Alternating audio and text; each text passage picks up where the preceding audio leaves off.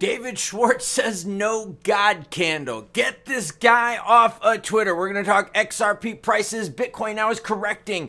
Stablecoins. Wow, are there some juicy yields. We're also going to talk about XRP's automated market maker. And what about if we talk about a little Blackrock owning crypto? Is that a good thing? A big centralized naughty place like Blackrock owning more crypto than Michael Saylor when it comes to Bitcoin. For real, Blackrock's got more than Saylor. And you know Saylor's nuts AF. Warren Crypto says, cannot wait to dump this POS and be done with the drama shit show. Worst investment I ever made in my life. What else we got? Klaus, old man, remember that news channels are neutral. You are shilling XRP and trying to make profits while scamming your viewers. This channel has nothing to do with... No, this is actually all about the news.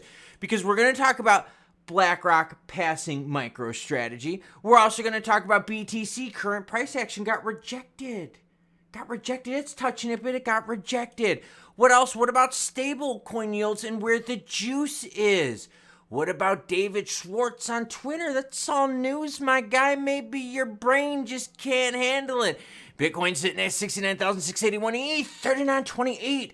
Ooh, DOT down 5%. ICP still healthy though, 14.23. Matic bucking the trend right now, up 6.6%. $1.22. Look at the memes. Well, most of them are pretty heavy in the red. The market itself, though, is pulling back from BTC, trying to touch and hold 70.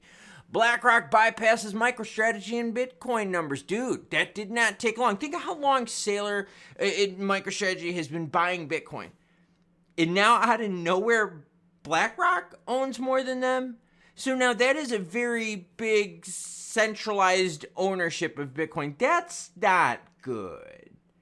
That's not good. In a significant development within the cryptocurrency space, BlackRock, the world's largest fund manager with assets exceeding 10 trillion, has overtaken MicroStrategy and Bitcoin accumulations. Latest data reveals that BlackRock's iShares Bitcoin Trust now boasts an impressive 195,000 Bitcoin.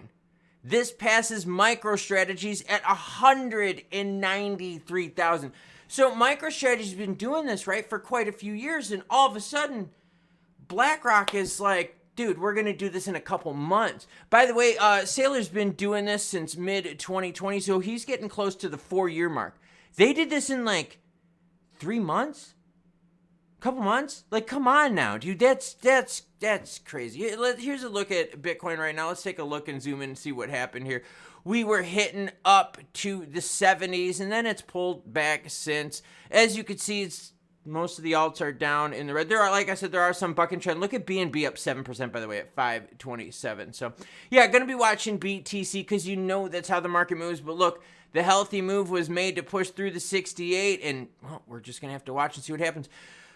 Juicing stablecoins. Any stablecoin fans in the house? Stablecoin lending yields up to 20% in leading DeFi protocols. I said how the lending protocols about 2 weeks ago. I was doing a series of stories about this, saying that there was some juicy yields on it, and they also shot up in price.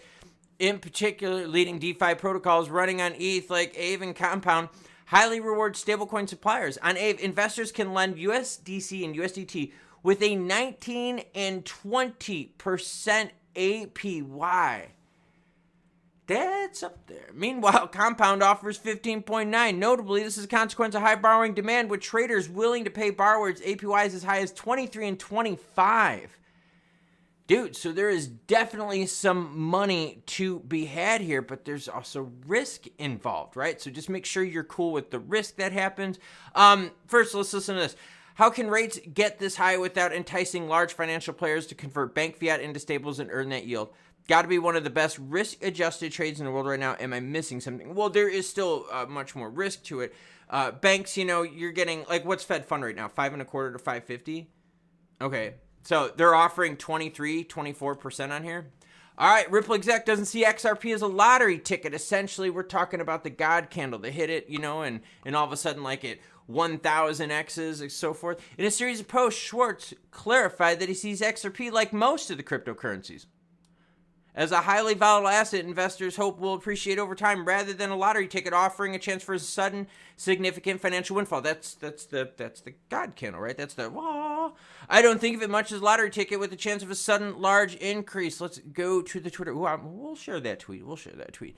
Here's what he says exactly. If you think of XRP like a lotto ticket, where you are after a chance of a sudden large increase, and automated market makers is not the right strategy. We're going to talk about that. If you think of it as a volatile asset that hope it trends upwards, then it makes more sense.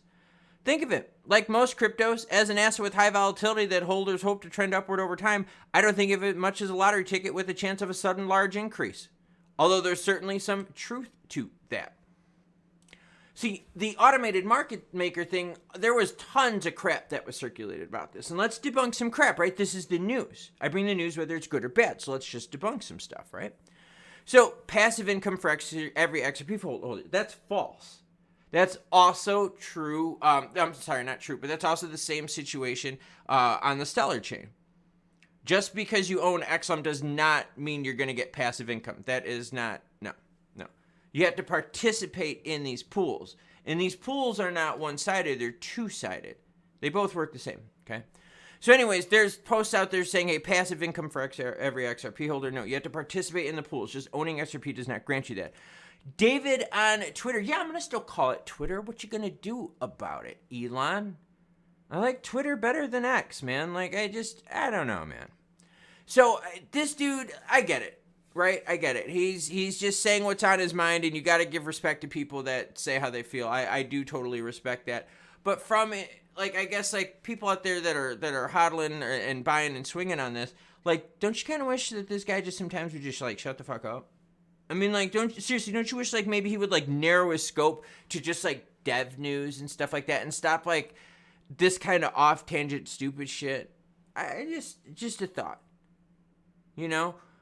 Or like, do like have two accounts, man. Have one account with you as your professional account, like this is where you post it, and then your personal account where we know, okay, that's not associated with it. Just throwing it out there. XRP price, well, what's the deal? Well, the deal is this, Lemon Peel. When you zoom into what's happening, it's looking just like Bitcoin. Okay, we touched some stuff up here at 65, pulled back. What has happened to Bitcoin? Touched some stuff up here, we've pulled back. Okay, but this is over a much longer period of time. But there's been opportunities, and I know somebody out there have been commenting, hey, I've been playing swings in this. And you can see it right here. I mean, you've seen plenty of opportunities where you're able to do it. Zoom out to the 15-minute, which is always, I think, a really good visual representation. There is some play here. I mean, that's healthy for a lot of people because I understand hodl mode, right? But you don't just need hodl mode. You need some swings to get people involved, to get things moving too. You don't want to stay stagnant. If you're stagnant, then the swing players, your short-term investors, are just going to totally bypass it. And at this point, you need to take all the volume you can get. So you have to be enticing to multiple audiences.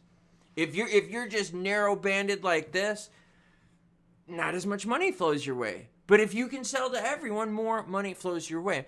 Now, what I find interesting about the XRP chart is that since the early parts of February, XRP has done a very good job staying north of the 50 cent mark. I know we've been talking about 60 cent here recently because that's kind of the big moves we've had over the last month where we've had to bust through some resistance.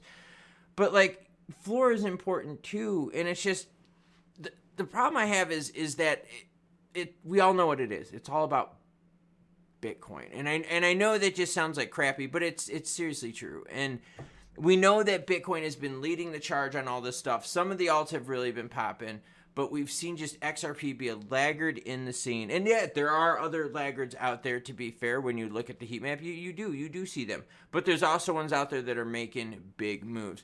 I did a story, I think it was yesterday or the day before, out of the top 100 cryptos. It was like 62, 63, something like that have outperformed XRP. Yeah, it's crazy. That's crazy. And then you start talking about tech. Okay, well, does tech matter? I mean, I don't know. Like PayPay, Floki, and I mean, is all that stuff about tech? No, that's all like meme. And you saw that just went crazy over time. What about BNB? CZ is gone, right? CZ is gone, and all of a sudden people are like, yo, we feel more comfortable with BNB. So all of a sudden they're making bigger and bigger moves as the market goes up. So, I mean, stuff is moving. You know, there are some laggards out there. ICP is still good up on the, really good on the upside, 1424. Even though they had a pullback here as of late. Matic, that's looking way better. Matic struggled to break $1 for the longest time. So markets are moving, and it's interesting to see where the money is flowing. But you know the deal. It's what Bitcoin says, man. What Bitcoin says. Bitcoin rules the roost. And if you're watching the video at this point, you're either a legit hardcore fan or you let the video play in the background, which I appreciate that as well.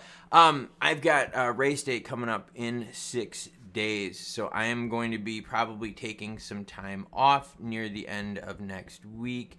So I'll try to make sure that I get videos up until race day happens. But up until then, I've got a lot of preparation, a lot of planning that I need to go through. This is going to be a really long event, a really, really tough one. Super excited to do it. I'm starting to feel much, much better at the right time. So things are kind of lining up. So yeah, I mean, I summed up the crypto video in the screen. I just kind of wanted to let everyone know that, yeah, I might have a few days off. I might be chilling the F out after the race. So I'll catch you cool cats later today because you know what's going to happen. More news is going to break because I think Bitcoin is going to like keep trying to touch it. And remember, it's okay to touch it. So touch the subscribe button and you can touch the notification bell. That'd be like touching it a lot. That'd be touching it 2 times in one day. And if you want to touch the comment button and leave a comment, that'd be really cool too because then you'd be touching it 3 times a day. You got to be like in your mid-20s. All right, everyone. I'll catch you later.